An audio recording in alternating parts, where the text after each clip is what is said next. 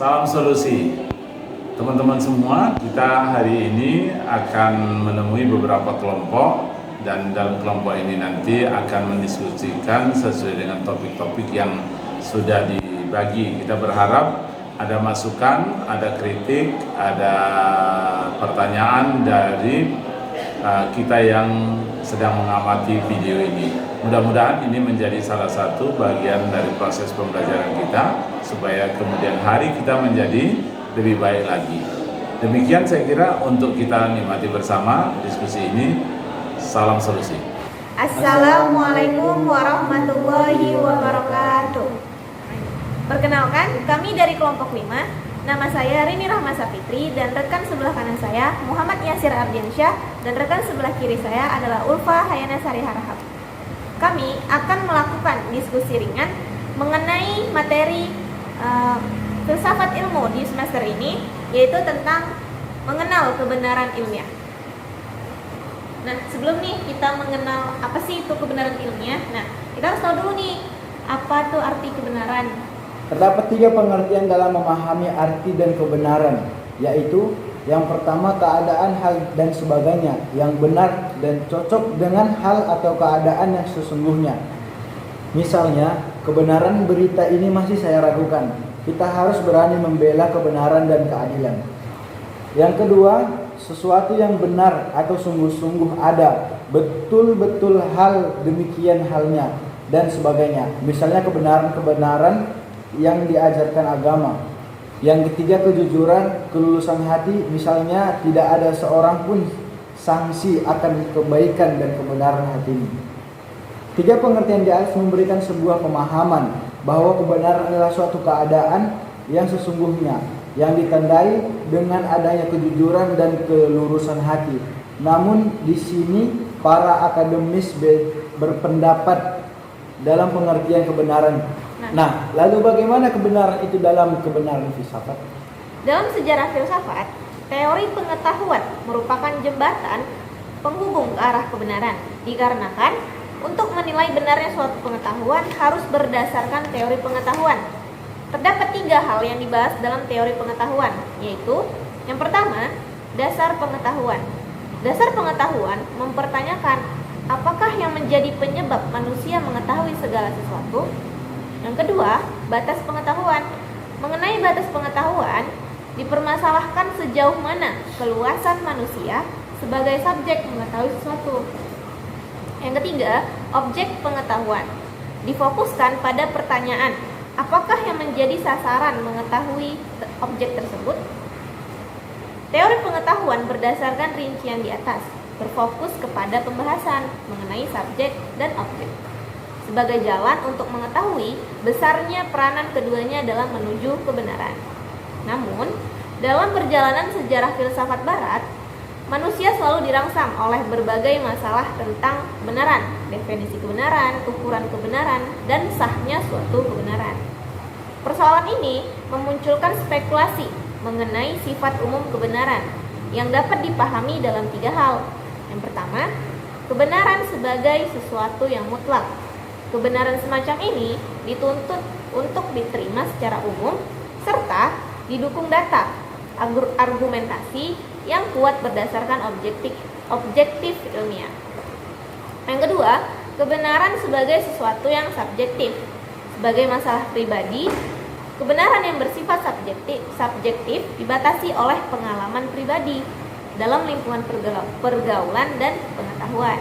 Yang ketiga, kebenaran sebagai suatu kesatuan. Kebenaran ini tidak dapat dicapai atau sesuatu kebenaran yang tidak mungkin ditempuh dan tidak mungkin terjadi dalam kenyataan. Kebenaran berawal dari realitas, kemudian dilakukan sebuah penelitian ilmiah dan diujikan yang pada akhirnya menghasilkan sebuah kesepakatan, yang kemudian kesepakatan tersebut merupakan sebuah kebenaran. Kemudian dijelaskan bahwa dalam sejarah filsafat terdapat 3 kebenaran utama yang menjadi pedoman pasca para ilmuwan barat memisahkan diri agama, yang pada akhirnya memunculkan beragam pandangan, yaitu seperti kebenaran agama, kebenaran filsafat, kebenaran dan kebenaran ilmu. Lalu apa saja jenis-jenis kebenaran itu? Sebelum memasuki pembahasan teori-teori kebenaran, alangkah baiknya mengetahui terlebih dahulu jenis-jenis kebenaran, sebab kemunculan teori-teori kebenaran hasil pengembangan dari jenis-jenis kebenaran. Adapun jenis-jenis kebenaran terbagi ke dalam 4 macam, diantaranya yaitu kebenaran aktual atau kebenaran empirik. Kebenaran yang merupakan kesesuaian antara sebuah pendapat dan hal yang ada di alam dalam keadaan dan hubungan yang nyata. Dinyatakan sebagai kebenaran empiris karena kebenaran tersebut diperoleh melalui pengetahuan empiris. Artinya, berdasarkan panca indera, pengetahuan indrawi merupakan tingkat terendahnya dalam struktur pengetahuan manusia. Ilmu-ilmu sosial umumnya bertujuan memperoleh kebenaran aktual atau empiris. Dan yang kedua adalah kebenaran formal, logis, intensional. Kebenaran menurut definisi merupakan hasil pemikiran yang logis, masuk akal. Dikarenakan sifatnya yang logis, maka kebenaran jenis formal ini tergantung terhadap kenyataan sebenarnya. Dan yang ketiga adalah kebenaran ideal, normatif, etik. Kebenaran yang tidak dapat dicapai dengan menguji konsistensinya terhadap kenyataan atau logika semata. Jenis kebenaran ini dicapai dengan unsur kematian manusia. Dan yang keempat adalah kebenaran transendental, metafisika absolut. Kebenaran dasar realita yang dicapai melalui filsafat mengenai hal absolut. Transendental berarti menonjolkan hal-hal yang bersifat rohani.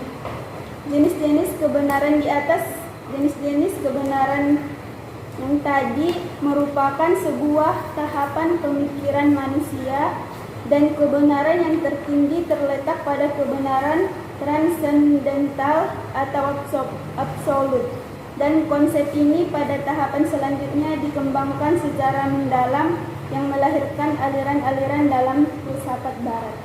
Selanjutnya, bagaimana teori-teori kebenaran yang ada? Nah, teori-teori kebenaran yang kita bahas di sini ada 4 macam. Yang pertama, teori kebenaran korespondensi. Teori kebenaran korespondensi dalam dunia sains dapat diaplikasikan dengan tujuan mencapai suatu kebenaran yang dapat diterima oleh semua orang. Seorang ilmuwan akan selalu berusaha meneliti kebenaran pada secara sungguh sehingga apa yang dilihatnya itu benar-benar terjadi. Misalnya, gunung dapat berjalan.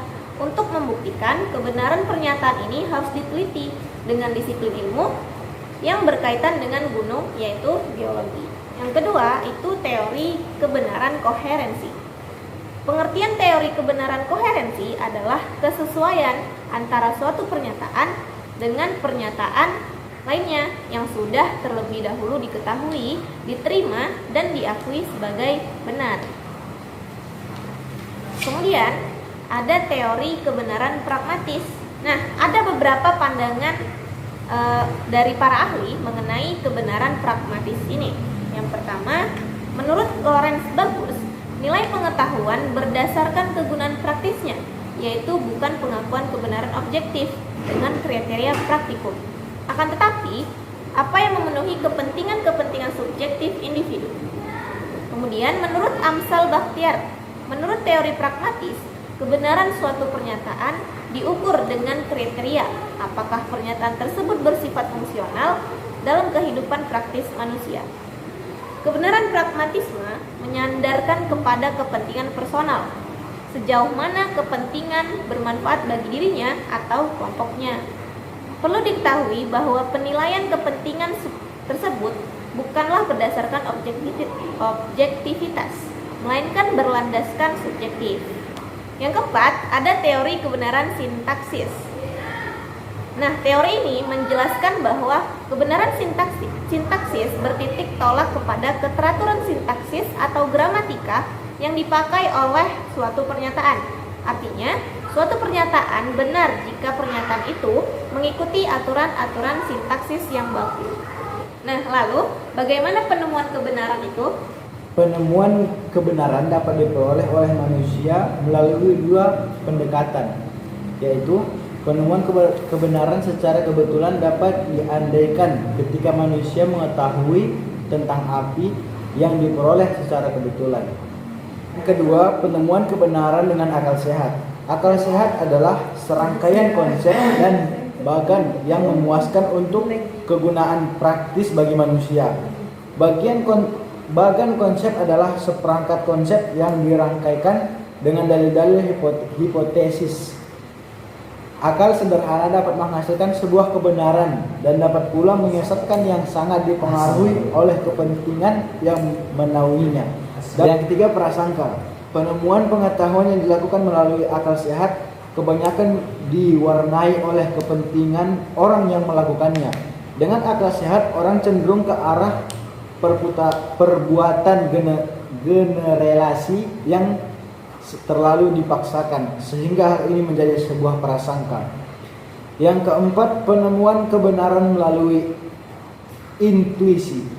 Intuisi merupakan pendapat berdasarkan naluri, tidak melalui pikiran. Ilmu pengetahuan dikarenakan prinsip tersebut membuka bidang baru sebagai hasil penemuan atau karena perpaduan dalam ilmu lain. Yang kelima, krisis. Arti hasil diajukan tidak ditelan semata-mata, perlu dilakukan kajian lebih lanjut dan mendalam. Selanjutnya, bagaimana karakteristik kebenaran ilmiah itu? Nah, kebenaran ilmiah itu memiliki standar sendiri dalam melakukan penilaian, di mana salah satunya dapat dilihat antara subjek dan objek dalam membangun sebuah pengetahuan. Mukhtar Latif dengan mengutip pandangan Konrad Kebun menjelaskan bahwa terdapat 3 sifat esensial kebenaran ilmiah. Di antaranya, yang pertama itu adalah struktur rasional logis, yang mana kebenaran ilmiah di sini bersifat rasional.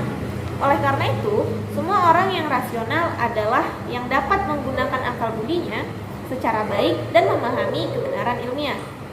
Yang kedua, isi empiris. Esensi kebenaran ilmiah perlu diuji dengan kenyataan yang ada. Bahkan, sebagian besar pengetahuan dan kebenaran ilmiah berkaitan dengan alam empiris ini. Yang ketiga, isi pragmatis atau dapat diterapkan. Esensi sifat pragmatis yaitu berusaha menggabungkan kedua sifat kebenaran sebelumnya yang logis dan empiris. Artinya, jika suatu pernyataan benar dinyatakan secara logis dan empiris, maka pernyataan ini juga harus berguna bagi kehidupan manusia. 3 karakteristik di atas merupakan esensi atau dasar dalam kebenaran ilmiah yang harus kita penuhi, di mana rasional dan empiris merupakan 2 syarat utama yang melandasi kebenaran ilmiah.